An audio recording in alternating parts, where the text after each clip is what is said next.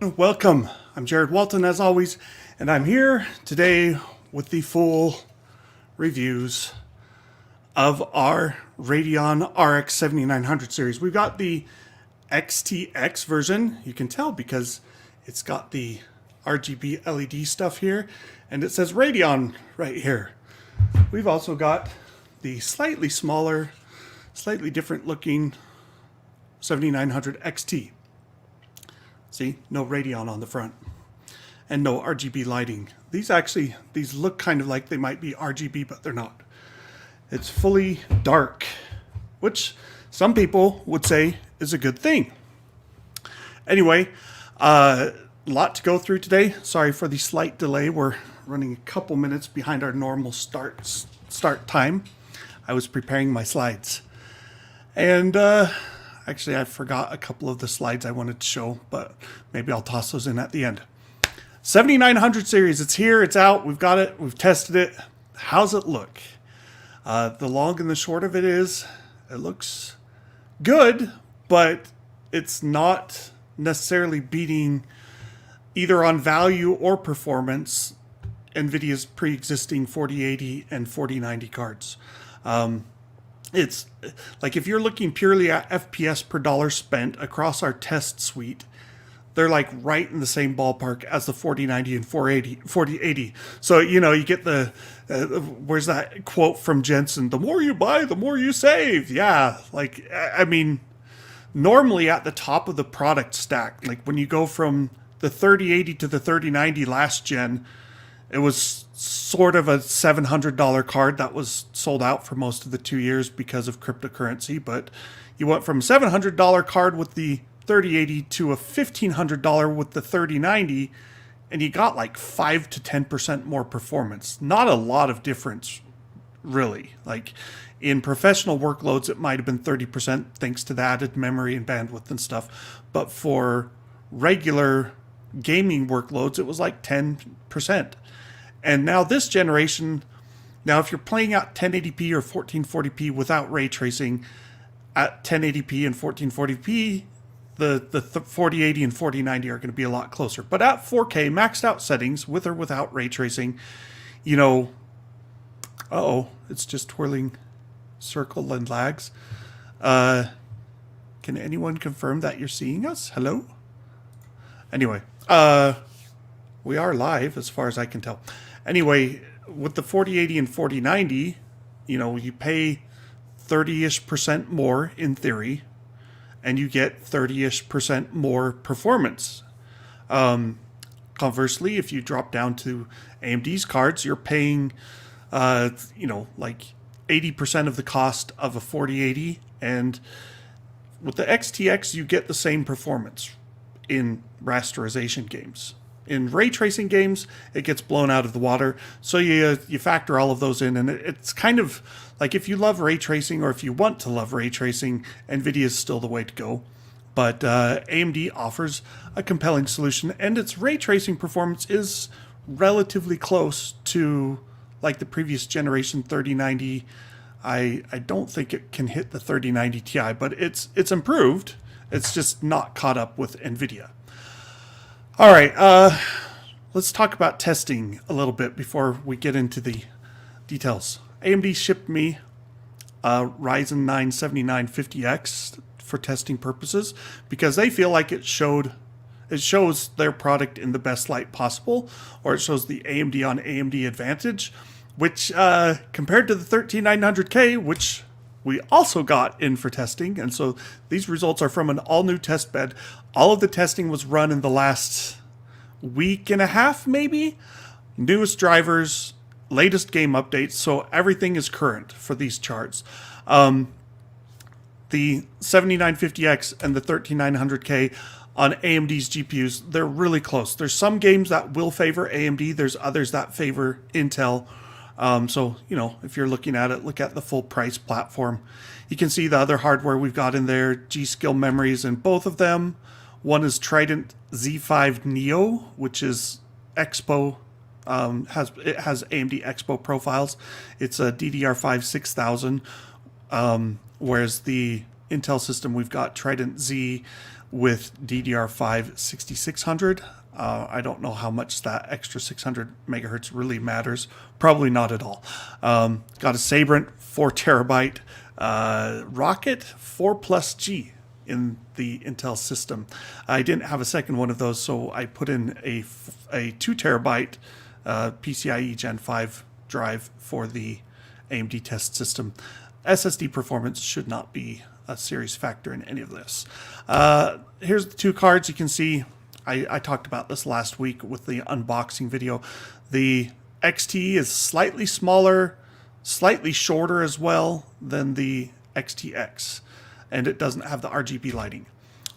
Here's a different size comparison. 4080 and 4090 are identical in size, or at least in dimensions. I think the 4090 weighs just like a little bit more because it's got more memory on it, but otherwise they're identical. So you can see here, you know, the 40 or the 7900 XT definitely, you know, a centimeter or so shorter and a centimeter or so narrower from this angle. Let's see, you know, board shots, we looked at these last week as well. They're basically, you know, the cards. 1,800 grams, 1,799 grams for the XTX. Same box almost, doesn't have the little platform that rises up for the XT version, and weighs 375 grams less. No, 275 less. Download more frames. Here we go for the benchmarks. So I've got two lines for each of the AMD cards. One is testing with the 7950X and the other is with the 13900K. So the red and gray are reversed, if you will. Overall, at 4K, across the 9 games that we tested, it came out ahead. There may be caveats to that. I'll get to those in a second. The 7950 did just barely edge past the 13900K in both cases. And, you know, 4080 was slower, 4090 is faster. And you can see there the 3090 Ti and the 6950 XT previous generation. I mean, really, when you look at the 6950 XT and the 7900X, it's a pretty, like, it's not a huge jump, especially since the new card costs $900 and the old card, I mean, right now it's available for $800 on Newegg, but I've seen it go, I think, as low as I saw $700. Maybe it was $750 on Black Friday. But yeah, the more you buy, the more you save. Not really. Plague Tale Requiem. This is one of my caveats for the AMD performance. There's a problem that I was encountering with. So this game supports DLSS, DLSS 3. I didn't use either of those, but it just crashed when I tried to turn off upscaling. I think it was upscaling. Basically, I ended up having to run the Nvidia cards using DLAA, their deep learning anti-aliasing, which says don't upscale, just remove jaggies. So it's not temporal AA, which is what was running on the AMD cards, and that should have a performance impact.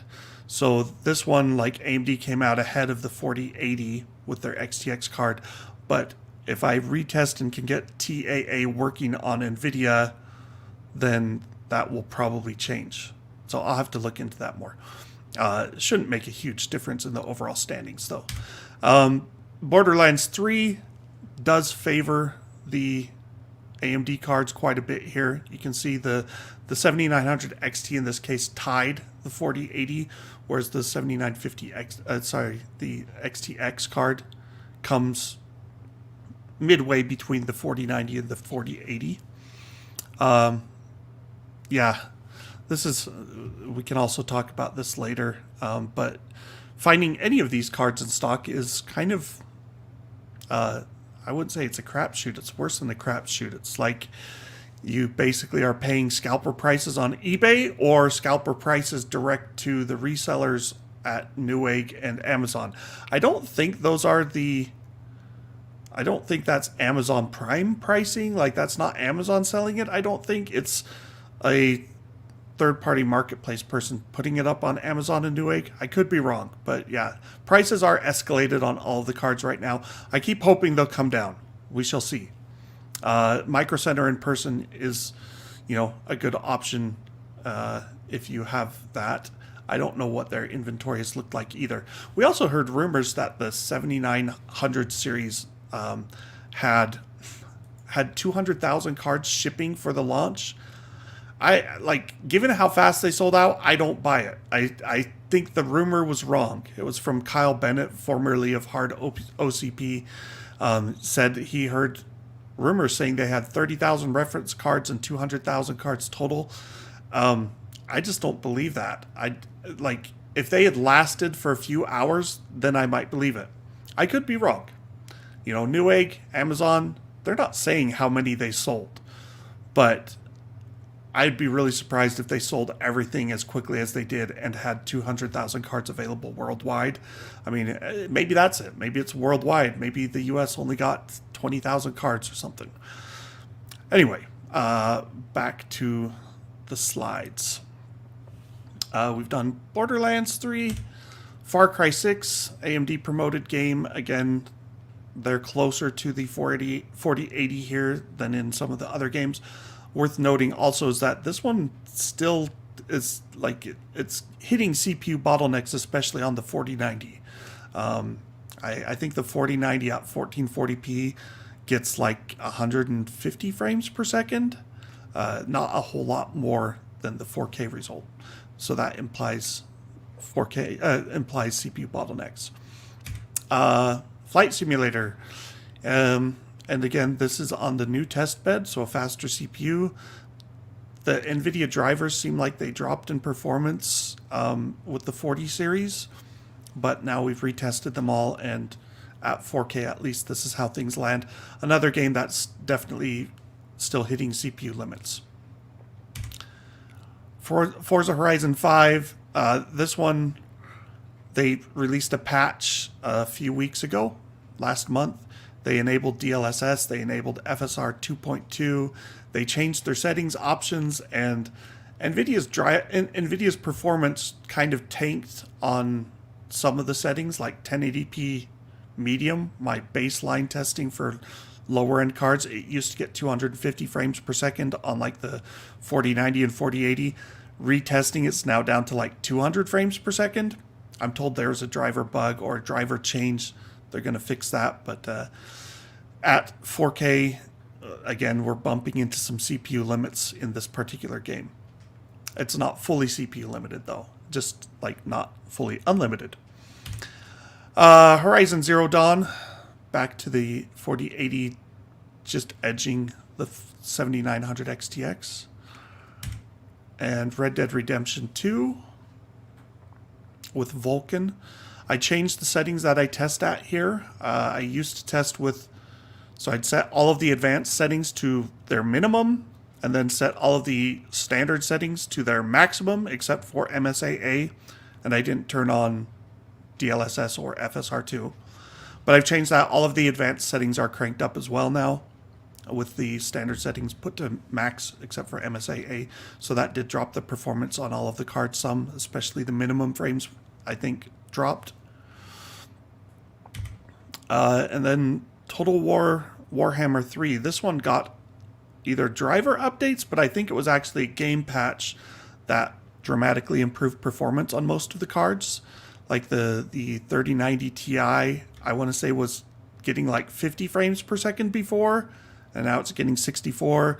The 6950 XT, I think, was down close to 30, maybe 35 frames per second before. Now it's up to 43.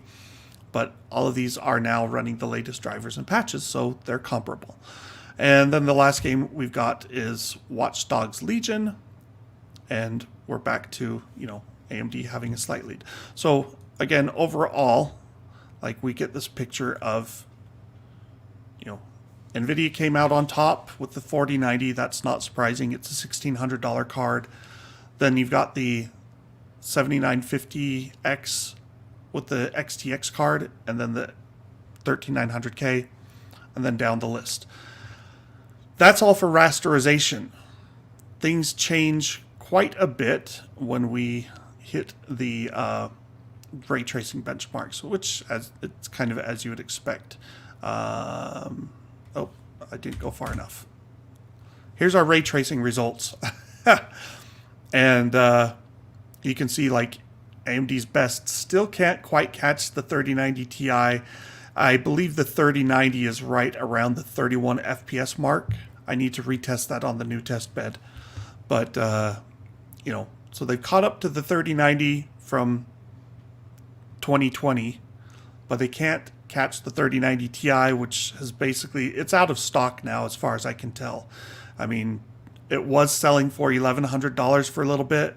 That's gone. Now it's selling for like $1,600. I'm like, who's the idiot who would pay $1,600 for a 3090 Ti when the 4080 and 4090 are out? If you can spend $1,600, I'd just buy the 4090 off of, you know, one of these scalpers, or wait.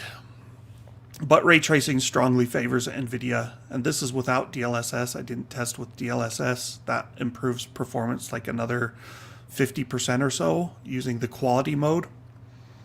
The ray tracing games did change a little bit because Fortnite broke. They released an update. I think they switched from Unreal Engine 5 to 5.1, or it's from Unreal Engine 5.1 to 5.2, something like that. And they implemented in Fortnite their Lumos nanite system, I think they're calling it.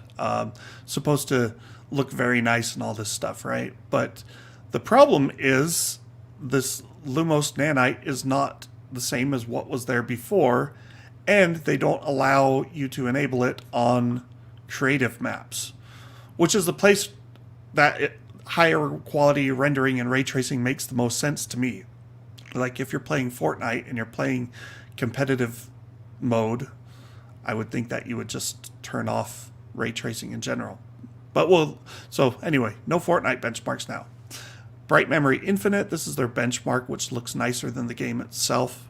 It's pretty demanding. It's right up there with our next game, Cyberpunk. Oh, actually, no, that's Control. Yeah. So it's a little slower than Cyberpunk. I'm skipping Control for a second. Control Ultimate Edition, you know, it's funny because I should read it. I don't have the exact quote here, but AMD's reviewer's guide said something to the effect of, like, there are games that have more of a demonstration level of ray tracing that's just not practical for real world use without upscaling. And I'm like, well, that's kind of true, but that's why you've had DLSS for 4 years now, and it's gotten a lot better over that time. The problem is FSR2, which is really the DLSS competitor, not FSR. FSR2 is not implemented in nearly as many games as DLSS, and part of that might be because Nvidia is like, you know, hey, we paid you to make this work on our RTX hardware. So it's playable now on AMD at native 4K maxed out settings, but it's not like liquidy smooth, and you don't have the nicer upscaling options. You can tell it to render at 1440p and use their temporal upscaling algorithm to stretch that to 4K, but you know, that looks about as good as that sounds. There's no real smarts behind that. It's just a normal upscale, quick and dirty upscale. Cyberpunk, I briefly looked at a minute ago, and one of the interesting things here is I think if you look at the ray tracing results, the 13900K now consistently, you know, comes out a little bit ahead of the 7950X. I mean, it's splitting hairs. It's like a few percent at best. It changes if you go to lower resolutions, but I don't think I've included those slides. If you want to see all the performance results at 1080p Ultra and 1440p Ultra, then, you know, check out the full review on our website, which I will throw up in chat. Sorry, I got things blocking my... So, there you go. Metro Exodus Enhanced. I also changed the settings here. We are now using Hairworks and PhysX are enabled, which drop performance a little bit. But like the Hairworks, there's a few things that it definitely changes. The bunny in the benchmark looks a lot better. There's other things it changes as well. But so this is one of the games that AMD does better. They were able to beat the 3090 Ti. Minecraft, this is the full path tracing game from Nvidia's repertoire. They've also got Portal RTX now that does full path tracing is what they're calling it. I don't know if it's really truly full path tracing, but it's very complex and heavy. And like at 4K native on the 4090, it runs at something like 22 frames per second. It's horrible. And it's kind of the smoking gun for DLSS 3 does not fix everything.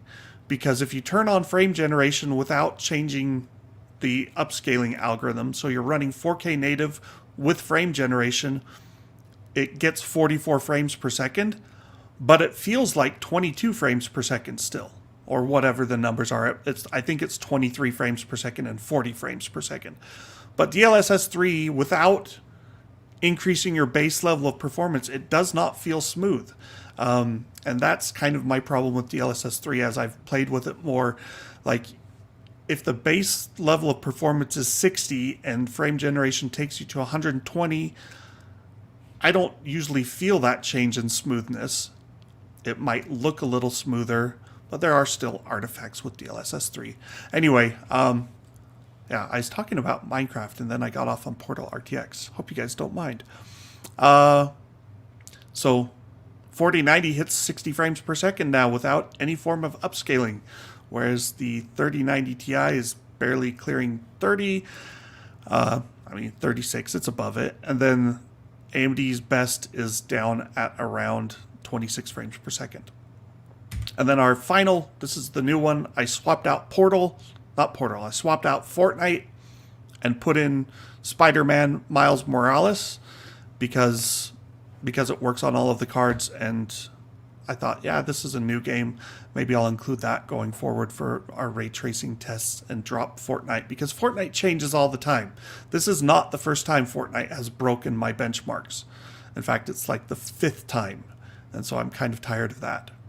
And I'm not sure how much people care about ray tracing in Fortnite. Anyway, so that's it for our ray tracing benchmarks. I think I do have one more. This is the DXR feature test, where this is like as close to pure ray tracing performance as we can get in a game.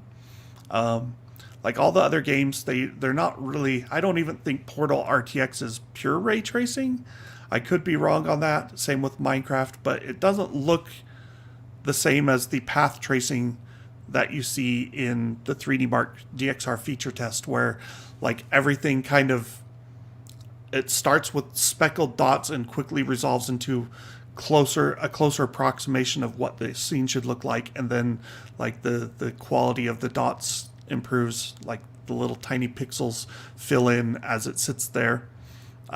Anyway, so pure ray tracing performance, you can see, Nvidia has a huge advantage. It's almost triple the performance of the XTX with the 4090, and even the 4080 is like 70-80% faster. I want to hop over to comments and check here for a minute. Like, this is, Rurutu is probably right. Like, hopefully by March, things have improved. We'll see. We'll also, I'm anticipating that 4070 Ti will launch in January, and then maybe 4070 as well. I don't know if that's going to come later in January or February.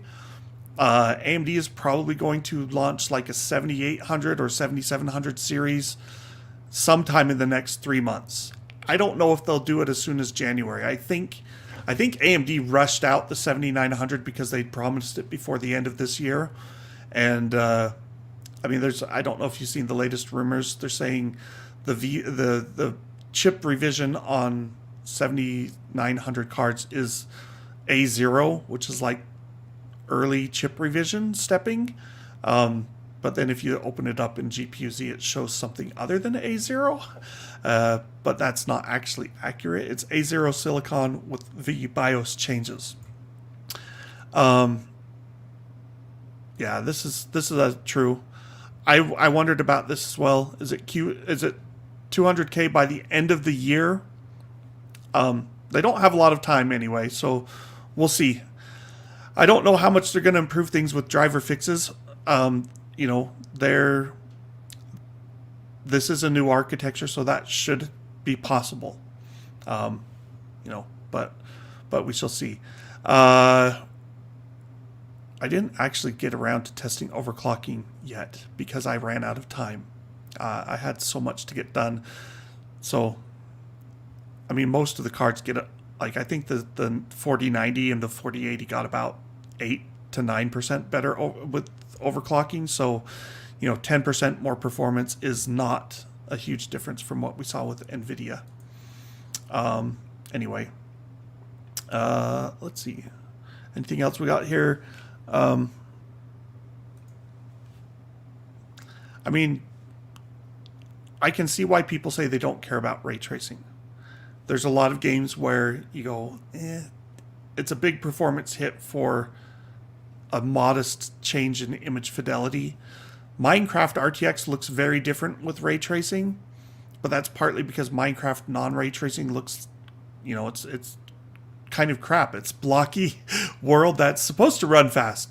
You can put I don't, what's it called, the DGTI something. There's a mod that you can use, SRTI. I can't remember. It's like faked ray tracing, but it's still very complex, and it's not like bad ray tracing.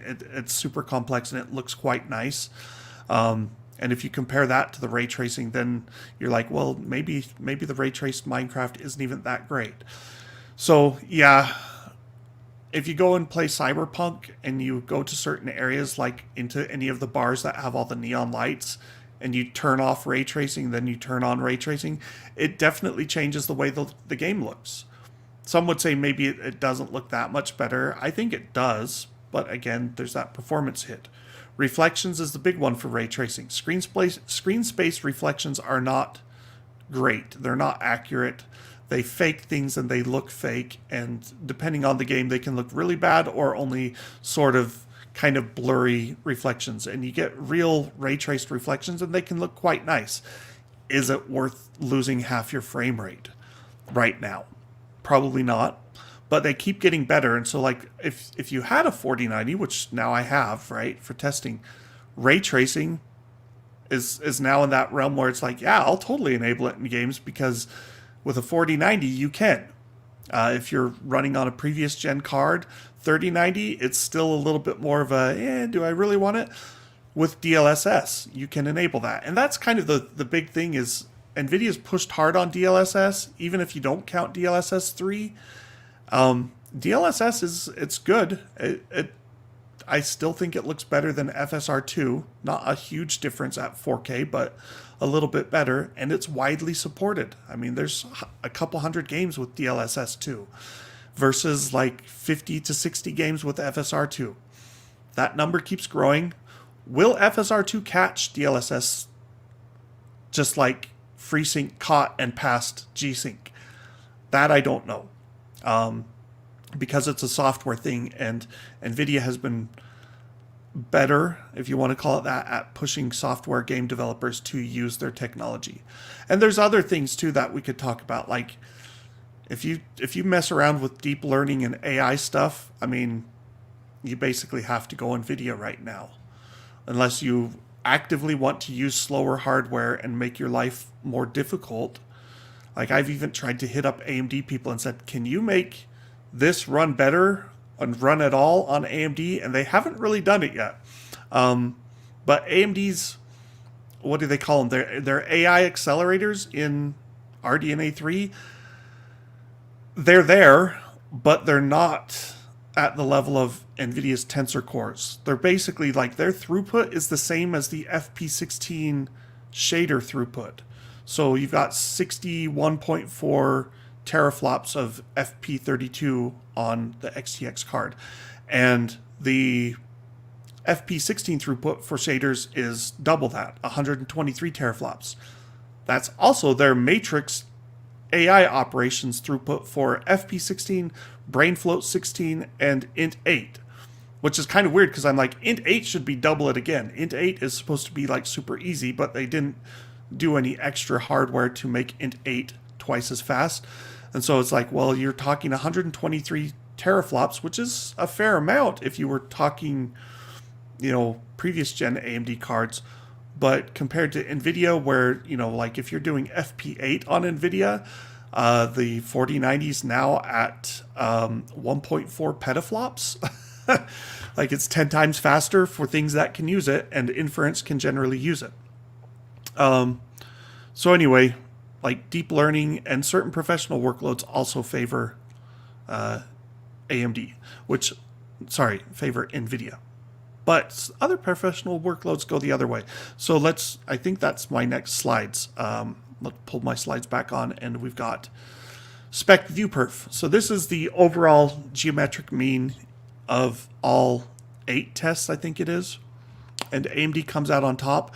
That's partly because Nvidia still locks additional performance behind their drivers for their professional cards like the RTX 6000, RTX A6000. I don't know. I haven't tested either of those. They don't send those out to me for review, and I'm not going to pay $6,000 for one. But let's go through the slides. There's certain tests in Spec View Perf, like 3D Studio Max, where Nvidia comes out generally way ahead of AMD. And then there's others, like CATIA, where AMD takes the lead. Sometimes, you know, by a modest amount, like here, it's not like a huge difference. Energy is, you know, kind of splitting the difference. Looks more like some of the games we saw where the XTX is between the 4080 and the 4090. Maya also favors the NVIDIA cards a bit. Not as badly as games, maybe. And then medical favors AMD, and I think SNX. Yeah, SNX is a big one. You can see I've got the Titan RTX in there because the Titan has the professional drivers for SNX. It doesn't have them for all the other apps necessarily, but it does for SNX, Siemens NX. And AMD doesn't lock away performance behind special drivers for this particular app. And so this one test alone radically boosts the AMD overall score, even with geometric mean. And then SolidWorks is back to favoring Nvidia. And let's see, I think that's the end of my slides for spec view perf. I am running a few more benchmarks for professional workloads, so I'm not done. In fact, behind me, that is the Puget bench. I'm running Lightroom Classic and Adobe Photoshop and Premiere Pro benchmarks through there. I've got over half of the cards that are in my slides tested, but I'm not quite done. So I need to see how that pans out. So far, you know, there's scaling, but it's interesting because there's also variability between runs. And so one run, like you'll see a 10% swing, and I'm like, man, that's a little alarming when the 6800 XT can outperform the 6950 XT one run and then very much underperform it in another. But I'm trying to run them multiple times and kind of take the median result. Anyway, we'll have those. I'll add those charts to our performance numbers in the next few days. Which gets me to, I think, our last section. What slides was I on? Okay, that's SolidWorks. And then I think we've got... Blender. Sorry, I didn't finish my professional benchmarks. Blender. So this is a 3D rendering app, and this very much, you know, it uses NVIDIA's optics engine, which is hardware accelerated ray tracing for the RTX cards, whereas on AMD it's doing I think it's doing their OpenCL or HIP or something. It's not like it's basically like CUDA, whereas optics is like going to the hardware. And so Nvidia does get an advantage here. That's partly because they've done the work. There's other applications like V-Ray and Octane that, as far as I know, they currently only support Nvidia GPUs for 3D accelerated hardware, accelerated rendering of ray tracing. Triple the performance for the 4090, more than triple actually, almost triple the performance of the 7900 XT with the 4080. You know, this is like the, if you're a professional doing hardware ray tracing stuff, this is why you would get Nvidia. And the AI stuff, I did benchmarks a few weeks back. If you look back in our channel, you'll see some stable diffusion benchmarks, and it looked equally bad for AMD. I think in that case, Nvidia was like 10 times the performance. I did not get stable diffusion running on the 7900 series yet, though, so I can't really speak to that. The individual Blender results don't really change too much. You know, Monster looks like it runs a little better comparatively than some of the others. And then we get to the last section. We've got power. Power, this is Metro Exodus looping, and I'll show you the line chart next. The 4090 is right up there, close to its 450 watt limit. This is one of the few games that really does come close to the TBP on Nvidia's cards. The AMD cards, meanwhile, they came in, oh, they're in blue. I'm like looking around. They came in like right 5 watts below their TBP. If we look at the line charts, you know, it's kind of interesting here. You see that the thicker dashed lines for AMD's new cards, they're relatively flat. I mean, there's variance, but it's not like if you look at the 4090 and the 3090 Ti up at the top, they're spiking up to over 450 watts, and then they drop down to 400 watts at one section. I don't know why. Just like the workload's different. And then the 4080 is like the bottom solid line, and you also see that variability in power use. Furmark, meanwhile, is a, you know, power virus, people call it sometimes. It's just like a worst case scenario as far as I've seen. And you get, you know, more than the TBP on a lot of the cards. So here the 4090 is at 462. Same with the 3090 Ti, it's at 469. AMD's card is just above the 355 watt by about 10, 11 watts. And their XT card is only 4 watts above its TBP, your total board power. Line charts, you know, there's a lot less variability here. 4090 is interesting because you see at like the 400 second mark, it drops a little in power. I'm not sure why that happens, if something's heating up or what. It's not memory heating up because the memory is still at like ADC. And it could be VRMs or something else that's causing a performance limiter to kick in after 6-7 minutes. And let's see what else we got. Noise levels. I think we're almost at the end of my slides.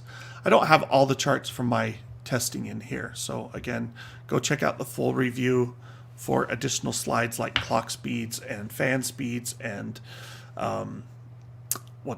card temperatures. I mean, most of those don't matter too much because I think noise levels are more important than your fan speeds. And you can see here, AMD's reference cards, they're not great on the noise levels. Like, they're not loud. This is holding the microphone like this, basically. Not holding, but it's sitting like 10 centimeters away.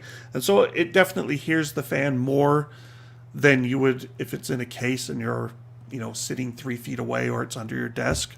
Like, these are still relatively quiet. I've got a system next to me here. You might be able to hear its fan in the microphone. Apologize for that, but that's life. I've given up on broadcast because it keeps clipping out on me. Maybe I'll have to use AMD's noise suppression and see if that works better. But it's not a ton of noise, or maybe I'm just getting old and don't care about noise as much as when I was younger. The these reference cards, Nvidia's reference cards for the 4090 and 4080 are quite good. 45 decibels, 43 decibels.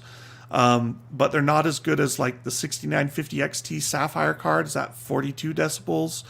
I think the Asus RTX 4090 Strix was even lower. Actually, I've got the numbers in front of me. See, numbers. I write down my noise testing results because everything else is shut off in the room. So the Asus 4090 was at 42 decibels. So it's only a little bit lower than the reference card. But yeah, so, and if you wanted to overclock further, you could crank the noise levels up, or a lot of these custom cards have a silent profile that you lose like 3% performance and they run even quieter. So that's worth considering. But AMD's cards, they're near the top of the list. I'm not sure. Like in a lot of my testing, I felt like the XT sounded louder because it has slightly smaller fans and a smaller cooler, but it uses a little bit less power as well. But this is running Metro Exodus and letting it run for like 20-30 minutes before I take my noise measurements. It usually plateaus after about 10 minutes, but I give it an extra 10 minutes or more.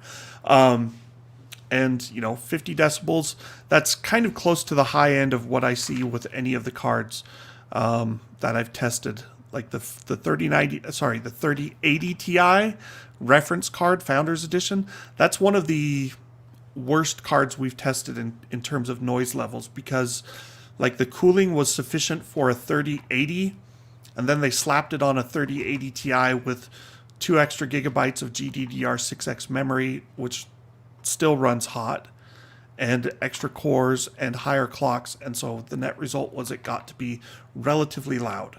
I like some of this, I still like scratch my head because I'll tell you, in person, the 3080 Ti Founders Edition feels and sounds a lot louder than the 3080 Founders Edition. And maybe that's just the nature of this particular workload. But in regular gaming, it's a bigger difference, I feel, than some of these charts show. All right. That's it for my slides. That's all the power and performance and noise and everything else. Any questions? Let's see. Yeah, this is absolutely true. Price is a big problem for both of them.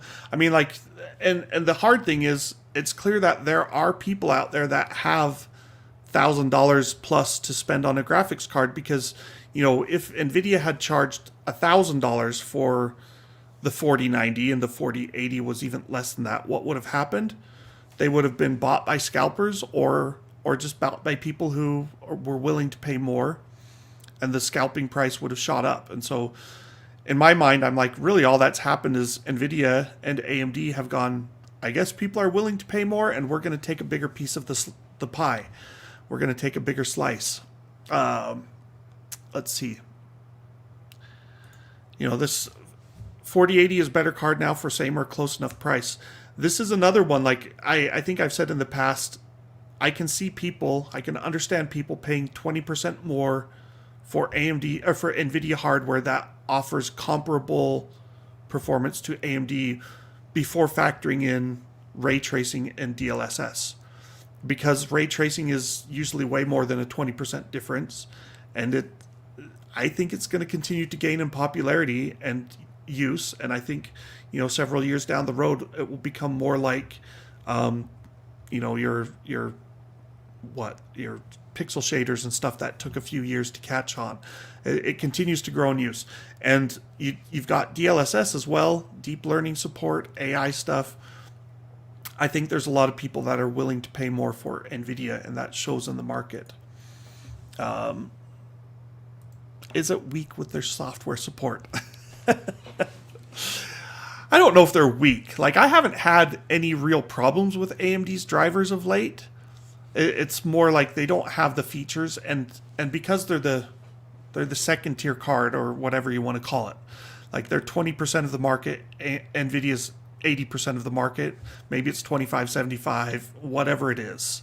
When you're the majority, you can push things through like DLSS that you simply can't do as the minority. And so AMD has to make FSR, FSR2 work on everything, including its competitors' cards, which doesn't give it the advantage, right? So FSR2 might run a little better on AMD than it does on Nvidia, but it's not like DLS runs on Nvidia only. And you know, if you want to try DLSS, you got to buy an Nvidia RTX card.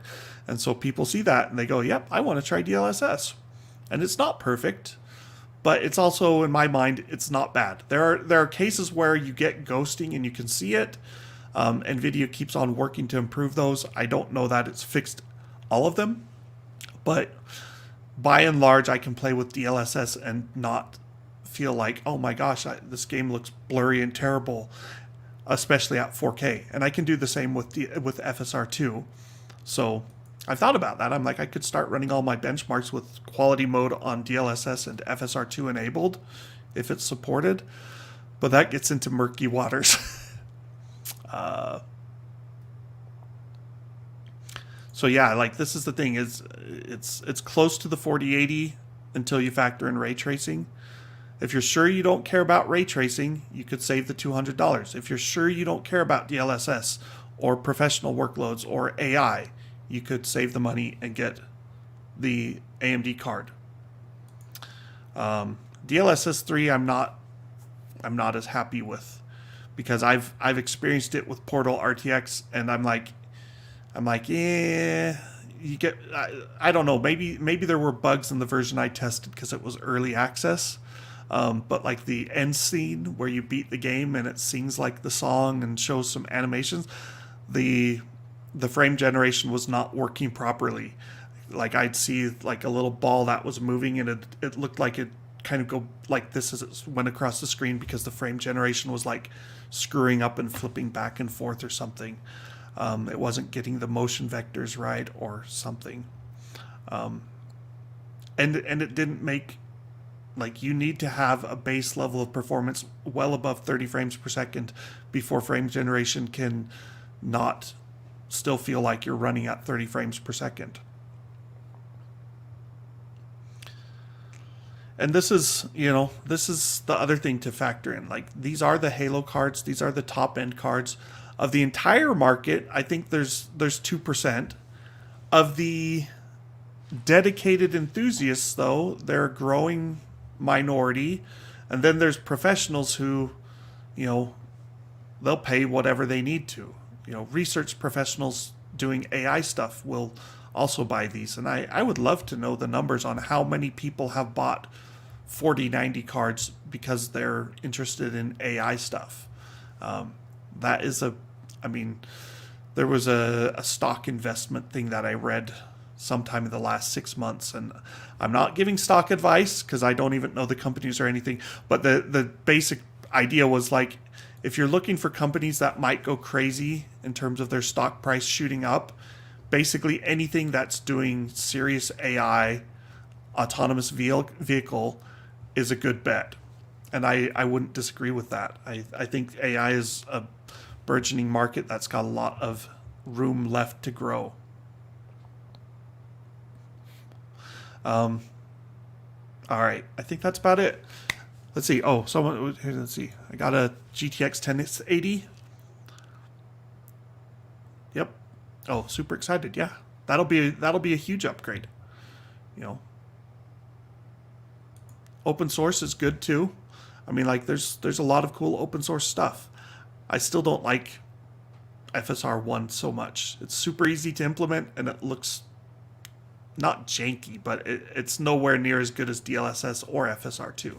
Like, if you do 1080p upscaled to 4K, it is blatantly obvious that you are not running 4K. You are running upscaled.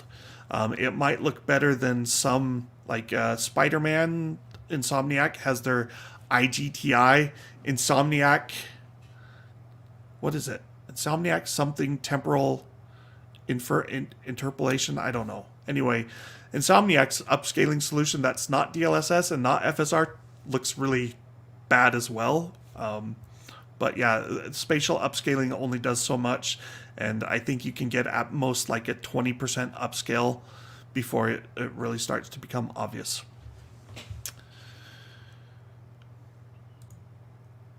Email, which Portal RTX, what card did you use for Portal RTX? I actually tried it on the 7900. I had pre-release drivers. It didn't run at all. Well, it ran. It didn't look good at all. Like there were all sorts of rendering errors, so that will have to be fixed. But on the Nvidia cards, it generally ran okay. But what I saw was frame generation specifically was what was causing me problems. And if you didn't use DLSS2 upscaling, if you were trying to play at 4K, it was unplayable. Like, I mean, it wasn't unplayable, but it wasn't a good experience. Okay. Yeah. They need to throw more money at game developers. Yeah. And to get more money, you need to make more money and you need to sell cards at $1,000. This is possible that scalpers made more money. Have I heard anything specific regarding possible hardware issues with the use of A0 stepping on Navi 31? So this is something that just kind of came out yesterday, and there's something in the Linux driver code for the Mesa 3D drivers that says if the silicon on Navi 31 is A0 stepping, turn off the hardware prefetch. I believe I've got that right. And the thing is like, as far as we can tell, everyone got A0 silicon. So we're testing it without a hardware prefetch for the GPU. What does that do to performance? We don't know. When will A1 silicon arrive? We don't know. The GTX 1080 Ti or 2080 Ti, one of those two models from Nvidia, they did an A1 stepping at one point that boosted performance 5%. And they did it quietly. They didn't tell anyone. And the hardware reviewer at Tom's Hardware at the time got one of the new cards and tested it and was like, hey, what the freak? Like, this is 5% faster now. I think he got like a second card wanting to be able to run 2 identical test beds. And suddenly he discovered like, hey, the second card isn't actually identical. It runs faster. So I don't know that there's hardware issues so much as there might be things that AMD had to disable, like some prefetch something that it might be able to turn on in a revised silicon, and that would potentially boost performance. We'll have to see if that happens and how much it helps. So we don't know. Let's see.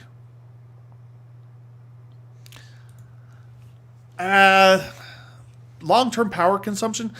So right now, I have to mention this as well. Idle power on AMD's 7900 series is not great.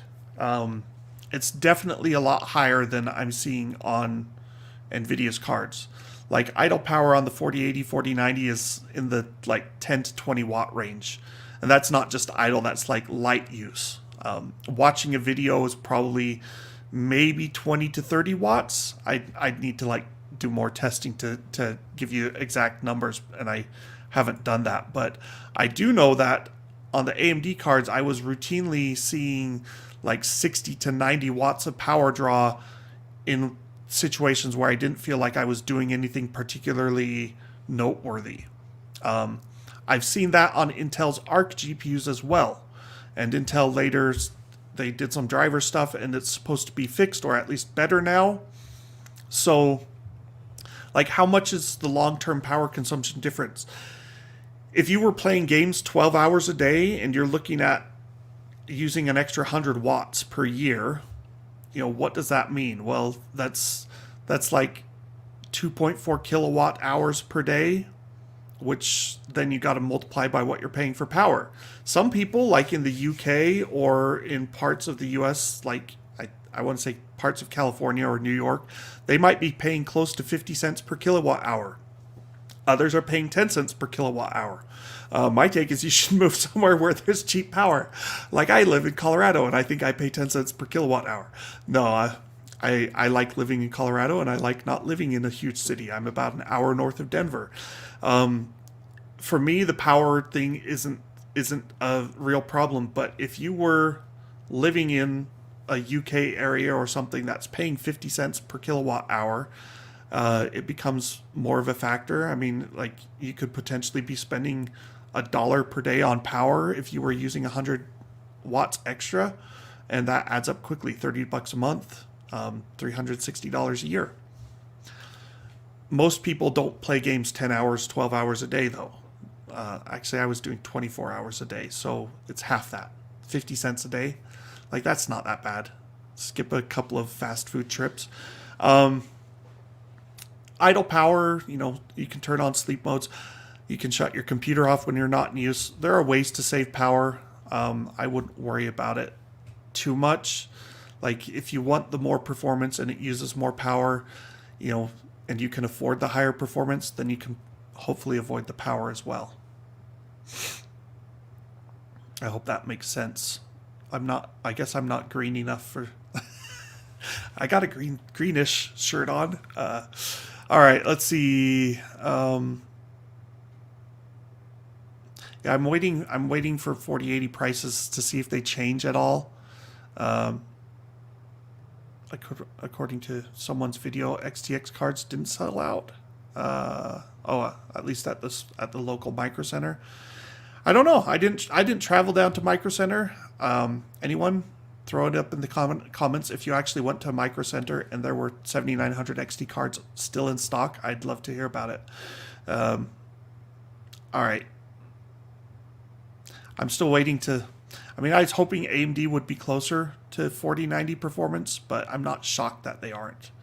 They did decent. It's not a bad card by any stretch. But if you were hoping for a smash it out of the park home run by AMD, like this, it didn't happen. They're fine graphics cards, and I don't have a problem recommending them. You're making the same compromises as you've been making for the past 4 years, and it's like, do you give up ray tracing performance and DLSS support for a potentially lower price, and also give up AI stuff if that's what you're interested in? If you want to run stable diffusion in your free time, because it's kind of fun, it's a lot easier to get it running on Nvidia, and it runs way faster. So there are people who probably are doing a lot more with AI that would inevitably buy Nvidia. Anyway, that's it for this week. My time's up. It's been an hour. We're trying to keep these down to 30 minutes, and it's just not happening with big reviews. So thanks for joining in. We'll be back next week. Not sure what we'll be talking about, but like and subscribe, share with your friends, and we will see you next time.